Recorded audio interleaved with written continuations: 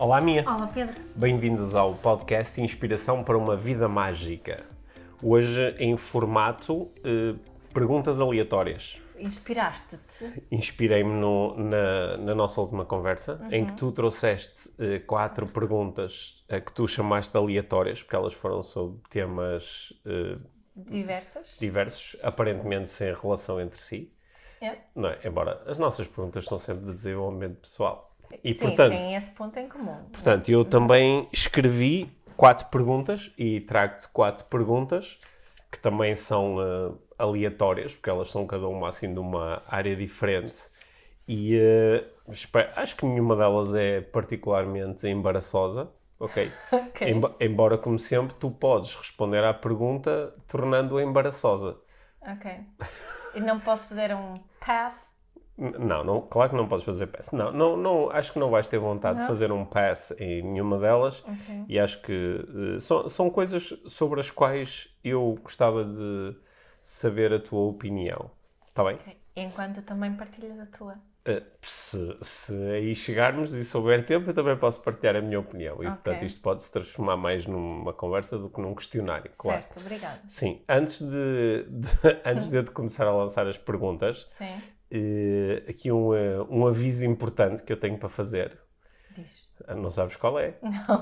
Pois não, porque não conversamos sobre isso, mas o aviso não é meu, é nosso. Então. É que eu não sei, nós não sabemos se quando este episódio sair, se já está ou não cá fora o calendário de cursos 2022 da Life Training. Mas tem que estar. Não sabemos. Se não estiver, quer dizer que está prestes a sair. Ok. Pronto. E o calendário de cursos estar cá fora significa que também que as inscrições estão abertas. E a julgar por aquilo que aconteceu com os últimos cursos, elas vão esgotar. O que quer dizer que quem ouve o podcast e está interessado em estar connosco num dos nossos cursos... Corre. Não é preciso correr, pode ficar no mesmo sítio, é só no telefone ou no computador, abrir ou o site da Life Training, ou as nossas redes sociais, ou as nossas páginas, ou mandar-nos uma mensagem e facilmente encontram a nossa agenda com os cursos do próximo ano. Nós vamos ter certificações em Neuroestratégia, uma no Porto e uma em Lisboa. Vamos ter uma certificação de Master em Neuroestratégia a meio do ano em Montargil, para quem já fez o primeiro nível, claro. Vamos ter certificações em Parentalidade Consciente, também uma edição em Lisboa e uma no Porto. E vamos ter também, mais uma vez, uma edição da Parentalidade Consciente Pro profissional. E vamos ter mais uma certificação em Coaching Profissional online, que tal como este ano vai ser com... O curso dura 3 meses e é totalmente online. E também vamos ter o nosso curso laser, que não sei se ele vai ou não ser lançado já nesta fase, mas vai acontecer também uma edição em 2022, ok? Porque é que é bom fazer a inscrição já e ficar com uma das vagas? É porque, como todos os cursos têm vagas limitadas, quando eles começarem a esgotar, quer dizer que depois só em 2023. Pronto, sim, à partida, não é? À partida, sim. Um ano de cada vez. Um ano de cada vez, sim. Mas porquê é que eu estou a falar sobre isto? Porque muitas vezes quando se lança um curso ou se fala em vagas limitadas e depois elas às vezes não são mesmo limitadas, dá sempre para meter mais alguém, ou depois te diz, olha, são as únicas edições, mas depois se souber muita gente até se fazem uma de edições extra. Nós não fazemos edições extra. Não. Nós, uma coisa que está assim bastante seguro para nós neste momento é que nós, para além das nossas certificações, temos outros projetos interessantes em que estamos a trabalhar e as certificações e estes cursos presenciais são momentos muito especiais e que são muito intensos, a começar para nós. E muito únicos naquele ano. E muito únicos. E muito intensos para nós enquanto facilitadores. E, portanto... E a nossa equipa? Sim, para nós e para a nossa equipa. E não dá, mesmo que nós estivéssemos cheios de vontade de fazer isso, não dá para estar a fazer muitas edições desses cursos, porque há desgaste energético, há entrega, assim...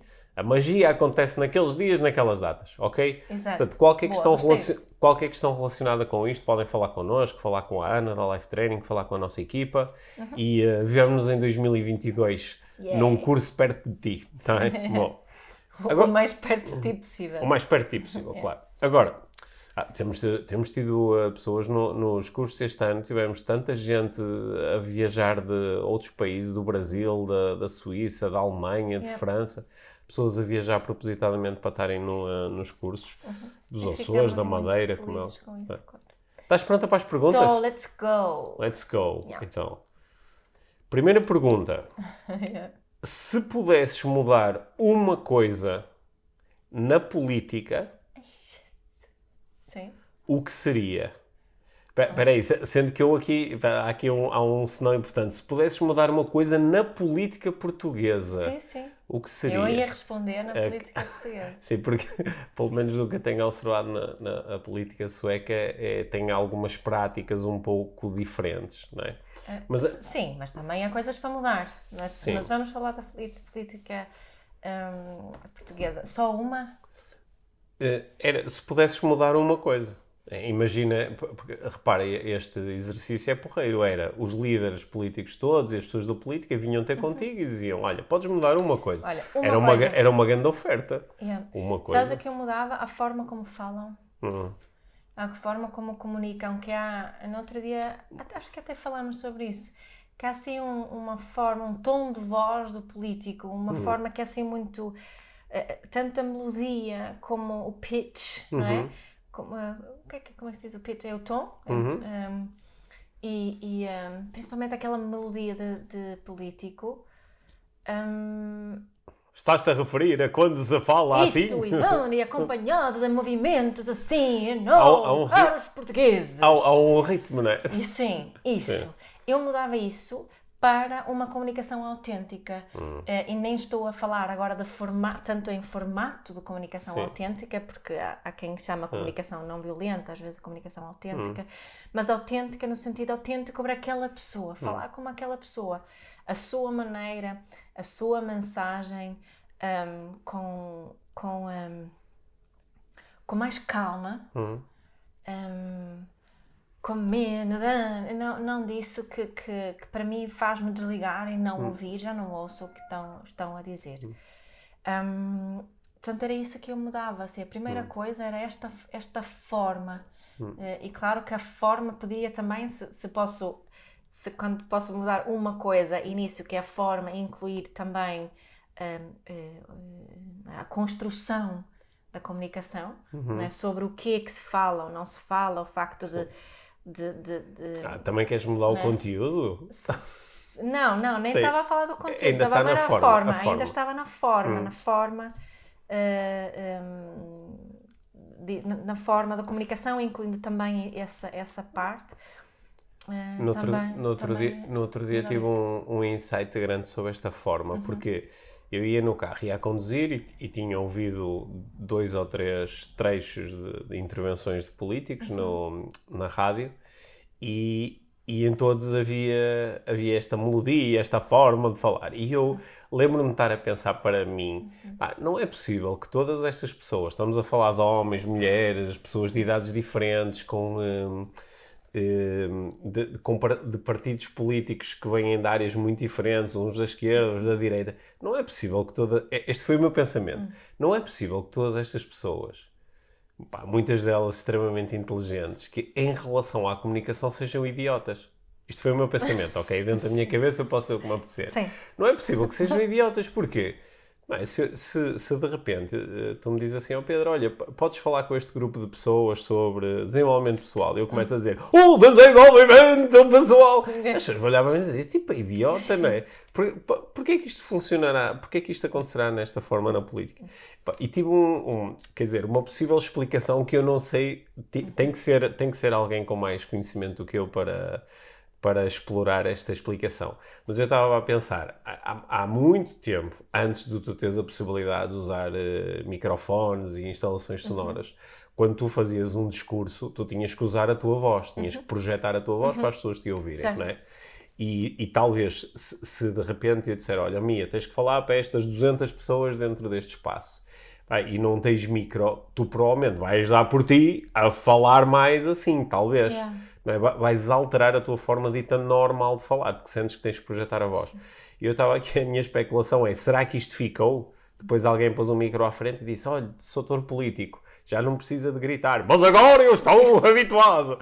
E ficou assim aquilo. Eu não sei, porque epá, é impressionante como nas nossas, noutros cenários que não na política, se alguém falar assim é estranho e é dissociado, é tipo, esta pessoa não está a falar comigo, está a falar para quem, não é? Não, E é exatamente isso que eu me ponho aqui, não é? Que eu acho que senão, eu acho mesmo que é preciso mais pessoas na política, que são precisas mais pessoas que se interessam pela política, em qualquer país, não estou a falar só da Portugal.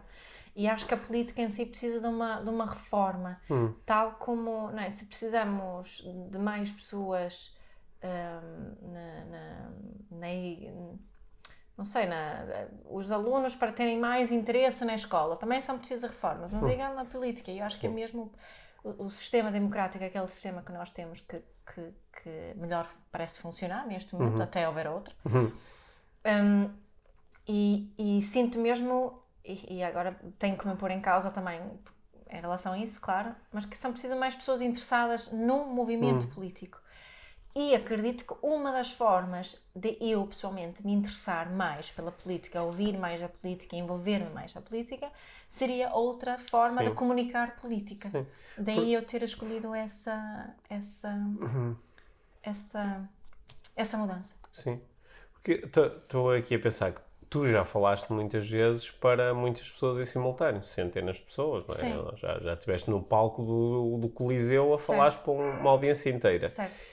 E, claro que a forma pode mudar ligeiramente quando tu estás fisicamente mais distante. Claro. E ainda assim não começaste a dizer o mindfulness. Não é? Não... É um bocadinho, não é? São os políticos e os padres, não é? Porque o padre também tem assim na missa também é assim uma certa melodia. Eu noto muito mais isso também na Igreja Católica aqui em Portugal do que quando vou na Igreja Sueca. Que há assim uma certa melodia que podemos reconhecer como uma melodia do padre ou uma melodia do Olha, tenho um desafio para quem nos está a ouvir, porque nós estamos aqui, fui eu que lancei esta pergunta e tu começaste a falar nisto da forma e agora estamos a generalizar.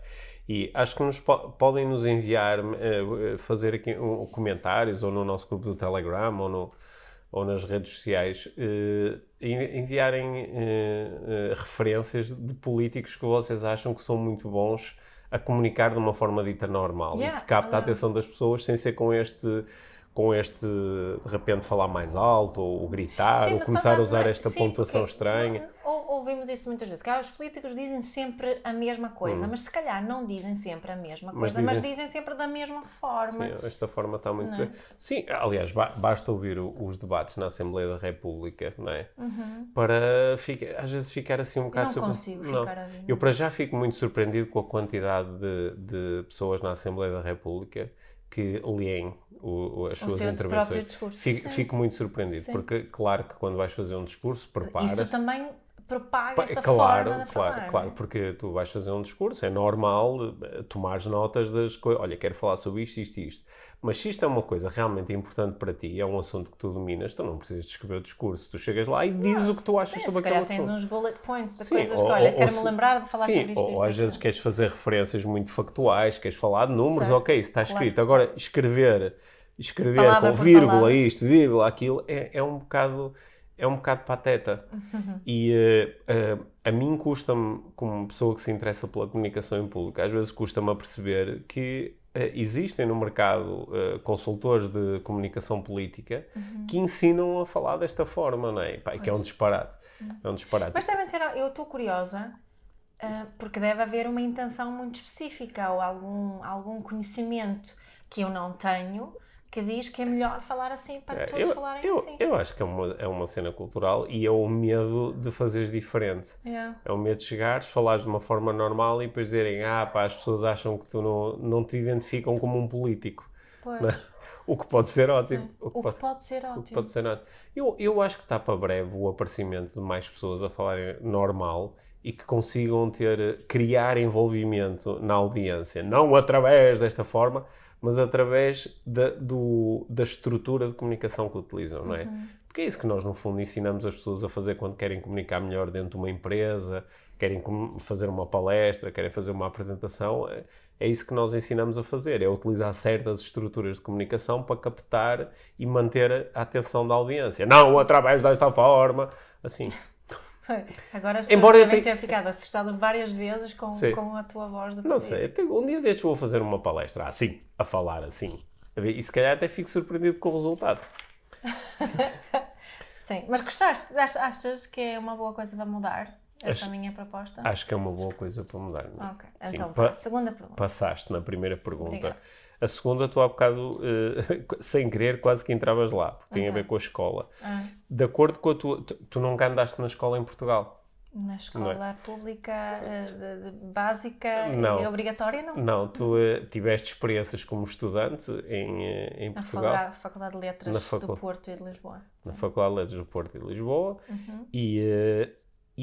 Mas a minha pergunta tem mais a ver com a escola no geral. Portanto, a tua experiência é muito indireta. É através daquilo que as pessoas te contam, que professores te contam, que famílias te contam. E também as experiências que tens como mãe de filhos que andam na escola e que já passaram por várias escolas com diferentes alinhamentos, etc. A minha pergunta é, na tua opinião, o que é, e estava aqui à procura só de uma coisa, o que é mais subvalorizado e mais sobrevalorizado na escola?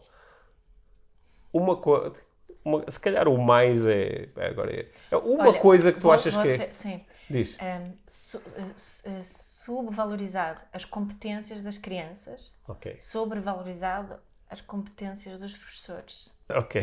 Então consegues explicar aí um bocadinho o que é que queres dizer com isso?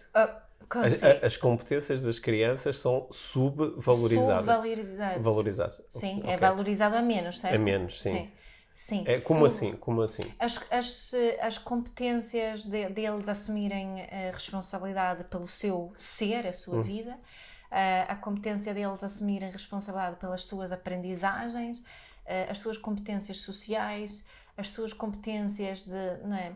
E tu sabes que para mim é muito importante a prática do igual valor, e eu acho que se podia aplicar isto muito mais no âmbito da escola, incluindo também com respeito pela integridade, autenticidade e responsabilidade pessoal, e podíamos ter uma escola totalmente diferente, onde as crianças são mais responsáveis pelo seu trajeto escolar, pelas suas aprendizagens. Eu acho que confiamos demasiado na passagem dos conhecimentos do professor para os alunos. Acho que não se confia. Eu lembro-me muitas vezes de um comentário da nossa filha. Não sei se te lembras que ela, há uns bons anos atrás, nós estávamos na Suécia no verão e estávamos lá ainda quando começou a escola sueca, que começa mais cedo. E ela foi passar um dia na escola de uma amiga, e a professora recebeu-a lá na sala de aula, e ela vinha toda encantada, diria eu, porque a professora tinham ido ao Google Maps e tinham ido a ver a escola dela aqui em Portugal, e portanto a professora montou o dia de aprendizagens à volta da visita da nossa filha.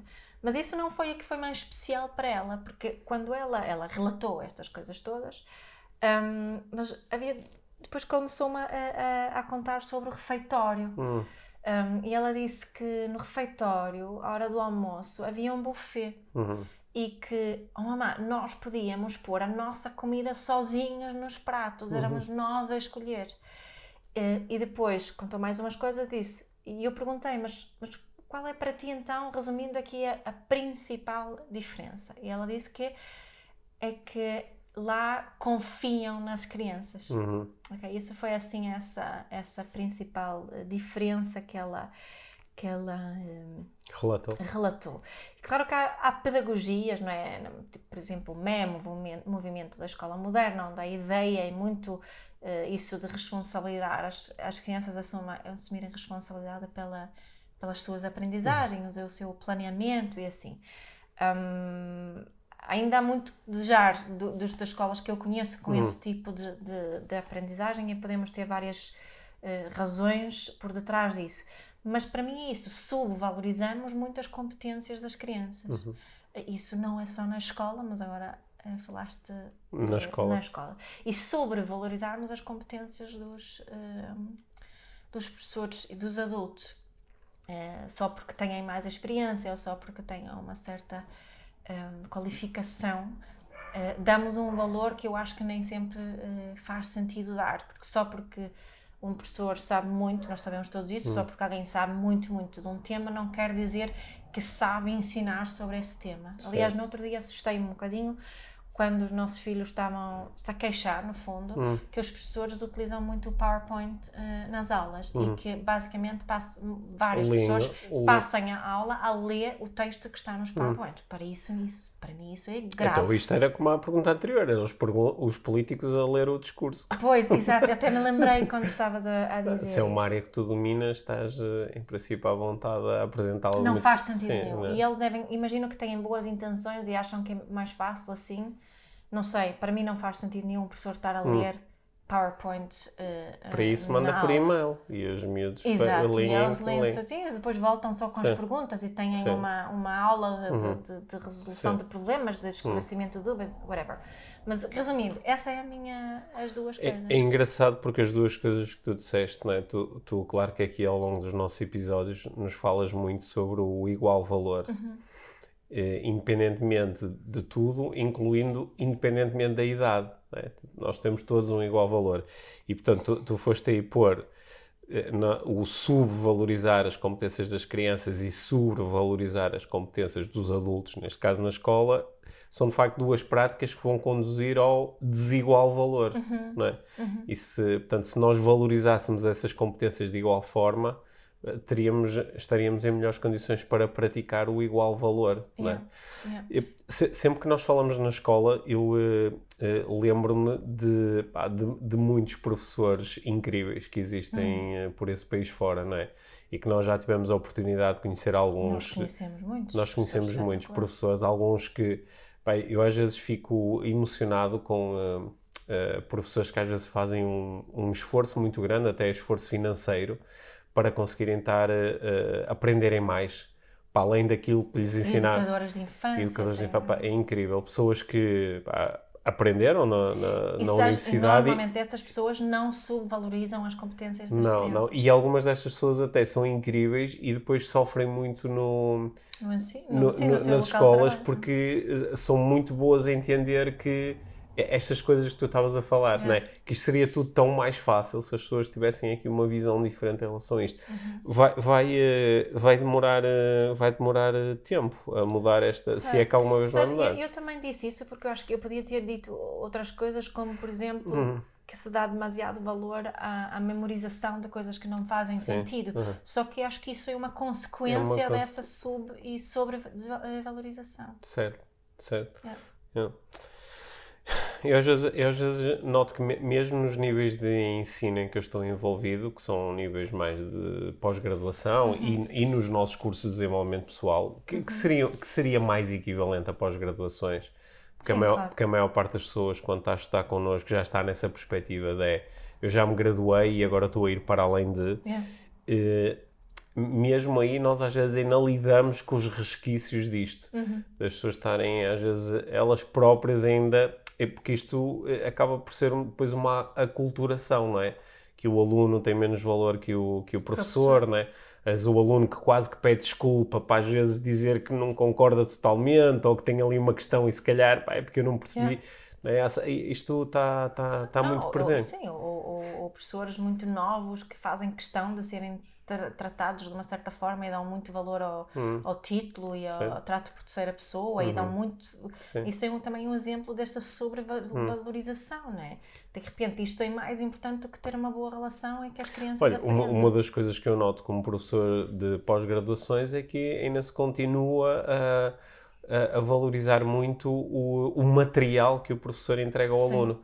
Aí eu às vezes penso para mim, a sério, em 2021, quando todos nós temos um dispositivo no bolso em que não é? Os miúdos descobrem tudo a qualquer hora, é tão fácil encontrar. Que todos nós sabemos que o material que se entrega depois acaba numa gaveta ou em cima de uma secretária desarrumada. Certo, às vezes é só para... É só para dizer que sim, é só para dizer, olha, eu entreguei-te aqui 10 livros que tu podes ler. E continua assim muito por aí. Bom, Ui, podíamos fazer um episódio todo sobre isto. Podemos fazer uma série toda. Olha, transição extrema, está bem? Para a próxima pergunta. Ok, portanto faz assim, shake, eu shake, sei. Ok. O que acontece, isto é para tu, convite à especulação, o que é que achas que acontece quando as pessoas falam sobre sexo sem tabus? Quando as pessoas aprendem a fazer isto? Se calhar era mais um cenário imaginário. Eu estou aqui a pressupor que continuam a existir muitos tabus nisto. É quando as pessoas falarem sobre sexo sem tabus, o que é que vai acontecer? Quais são as consequências disso?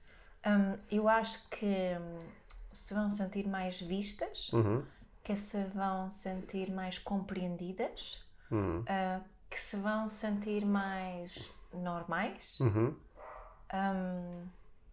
E que vão se sentir mais próximos uns dos outros.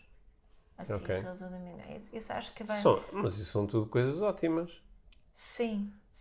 Então, não acho que as pessoas vão fazer mais sexo. Não acho que as pessoas vão ter... podem ou não explorar mais coisas, mas acho que assim, as principais diferenças têm mais a ver com isto. Me sentir mais visto, mais conectado, mais... compreendido, mais normal. Mas espera aí, porque a tua resposta é uma resposta imponente, que é essas coisas que tu falaste são as coisas que nós temos estado aqui ao longo das nossas conversas e dos nossos episódios, que nós vamos trazendo cada vez mais para cima da mesa como as coisas que as pessoas realmente querem, que é sentir-me visto, sentir-me reconhecido, sentir-me conectado. Então, falar sobre sexo sem tabus pode ajudar a ter essa experiência mais livre, mais... Eu acho que às vezes fica então com a ideia... Então isto é mesmo importante. Eu acho que é, sabe? Não tem a ver com... fico às vezes com a ideia que as pessoas podem achar que nós achamos importante falar sobre isto, juicy details, não sei o quê. Não tem nada a ver com isso, não é? Não tem mesmo nada a ver com isso. Agora ficamos com vontade de saber quais são os juicy details. Tu já sabes os juicy details. Alguns que eu não sei. Mas não, o que é que tu estavas à espera que eu respondesse? Tinhas assim alguma expectativa em relação à resposta? Não, eu achei que tu ias por aí, só que estava curioso, acho que foste para aí assim mesmo de uma forma tão forte, sabes, tão decisiva, que eu agora para onde fui levado foi, mas espera aí, se isto for assim, se falar sobre sexo sem tabus nos permite sentirmos mais livres, mais conectados, mais vistos, né? Se isto é assim, então deve haver uma coisa brutal que nos impede de o fazer, porque raio é que eu iria prescindir de algo que me permite sentir as coisas que eu mais quero, sentir mais livre, mais conectado, mais reconhecido. E o que me impede de fazer isto são se calhar é precisamente o tabu. É o tabu. E o tabu é um instrumento de controle, não é? Portanto, ao longo da história, por razões variadas, isto foi sempre... O sexo foi mantido como tabu, ou criou-se tabu à volta do sexo, precisamente como um instrumento de controle. E que temos tão pouca informação, há tanta informação tão útil que nos podia ajudar a sentirmos melhor em tudo. Mas na década de 70 acho que quebrou-se muito deste tabu, pelo menos durante algum tempo, mas ele depois voltou.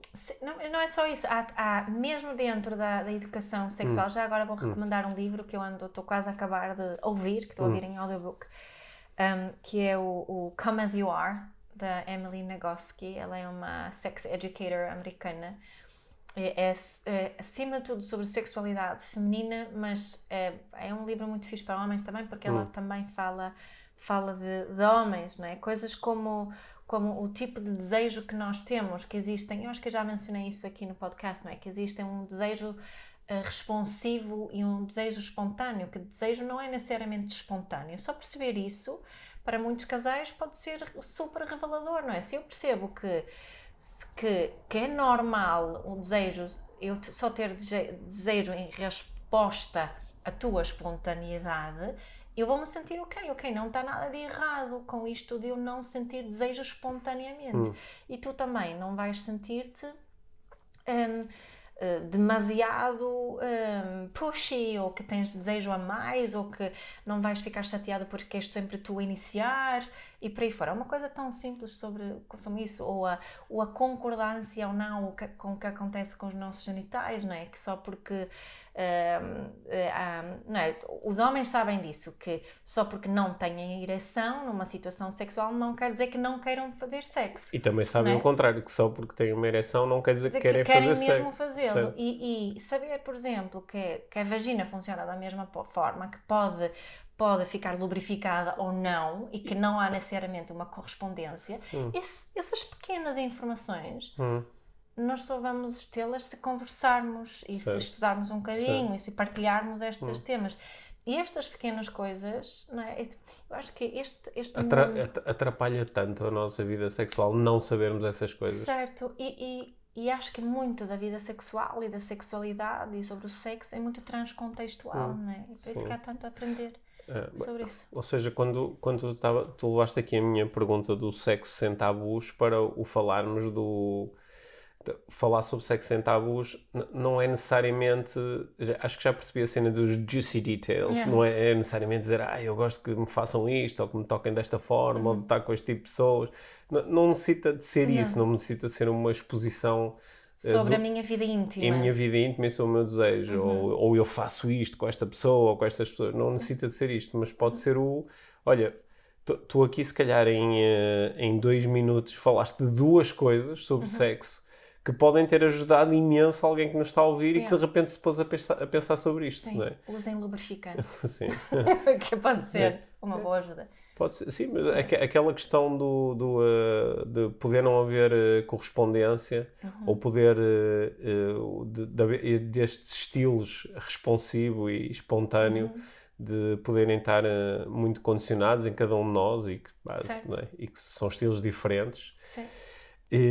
Pode ter sido muito interessante, pode abrir espaço para uma nova reflexão, para e para uma conversa, não é? Portanto, eu acho que estou a perceber melhor o que tu queres dizer quando dizes que se falarmos sobre sexo sem tabus, como é que nós chegamos a esses sentimentos todos de ser visto, de me sentir mais livre, de me sentir mais conectado. E depois também podemos falar sobre os juicy details com as pessoas que merecem essa informação. E depois também podemos falar sobre os juicy details, claro.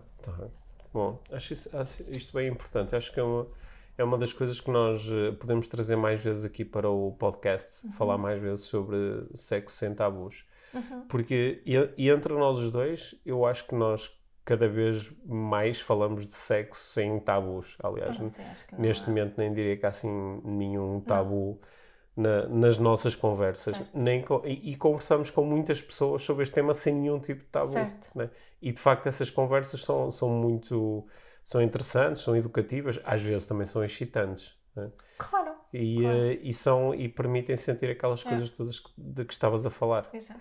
Bom, para algumas pessoas é lixado. Para algumas pessoas só ouvir esta conversa estes últimos 5 minutos já pode ter criado algum tipo de desconforto. Não é? E é muito bom aprendermos a libertar-nos desse desconforto. Há todo um mundo... Só dizer vagina ou pênis para algumas pessoas é muito difícil. Sim. Vagina. Pênis. Muito fixe. Bem, acho que estás... E a vagina não é a mesma coisa que a vulva. Atenção. Pronto. A minha entrou em modo sex educator. Depois fazemos um podcast só sobre isso. Bom, acho que era uma boa carreira. Era uma boa carreira. Então aí vai, 4ª e última pergunta. Com quem gostavas de conversar num podcast? Não necessita de ser no podcast Inspiração para uma Vida Mágica, ok? Estou a falar de uma conversa de podcast, em que estás à conversa com alguém, até pode ser. Eu já tenho uma resposta. Então vai. Com Elizabeth Gilbert. Com Elizabeth Gilbert. Para quem não conhece, diz-nos quem é. É isso que eu ia dizer. Que é a autora da Eat, Pray, Love, do Comer, Orar, Amar. Sim. E outros livros, e que está super ausente do Instagram neste momento, e que tenho muitas saudades dela. Por isso gostava muito. Acho que a visão dela da vida, da forma como ela expõe, da forma como ela se exprime, com a autenticidade, a honestidade com que ela fala, tem sido super inspirador para mim. E quando falas quando te imaginas a conversar com ela, tens assim uma ideia de para onde é que levarias a conversa, inicialmente? Há assim algum tema que gostavas de explorar com ela? Há perguntas que gostavas de lhe fazer? Não sei, eu gosto só eu gosto muito tanto, eu acho que ouvi todos os podcasts onde ela aparece, eu acho que já ouvi. Ela também teve uma série de podcasts que é do acho que era Big Magic, que também é a propósito de um livro dela sobre criatividade. Acho que ouvi tudo dela. Já vi várias lives que ela tinha antes no Instagram e assim. Acho que ela não está tão ativa agora porque está a acabar de escrever um novo livro ou qualquer coisa do género. Acho que eu gostava de falar com ela sobre amor. Sobre o que é amor. Para ela tem assim, posso ter assim algumas ideias porque ela tem uma história bonita. Quem conhece o livro Comer, Orar, Amar, ou há mais gente talvez que tenha visto o filme, que não é tão bom como o livro é muito melhor. Sabe que ela passou por um divórcio, foi para esta grande viagem, encontrou um senhor brasileiro, casou-se e depois deixou esse senhor brasileiro por uma grande amiga lésbica, que ela apercebeu-se quando a amiga estava com uma doença terminal, que estava apaixonada por ela e deixou o amigo para estar os últimos meses de vida com esta nova parceira. E a forma como ela descreve este processo todo, a forma como ela partilha, a forma como ela se vulnerabiliza, para mim é super inspirador. Acho que entretanto, não é, a parceira morreu, também ela fala muito sobre essa dor.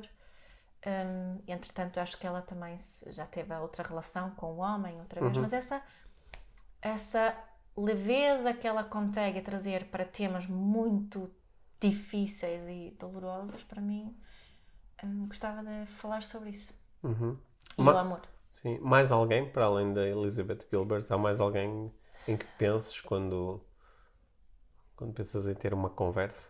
Num podcast, ok? Porque é uma Tem que conversa ser uma pessoa viva?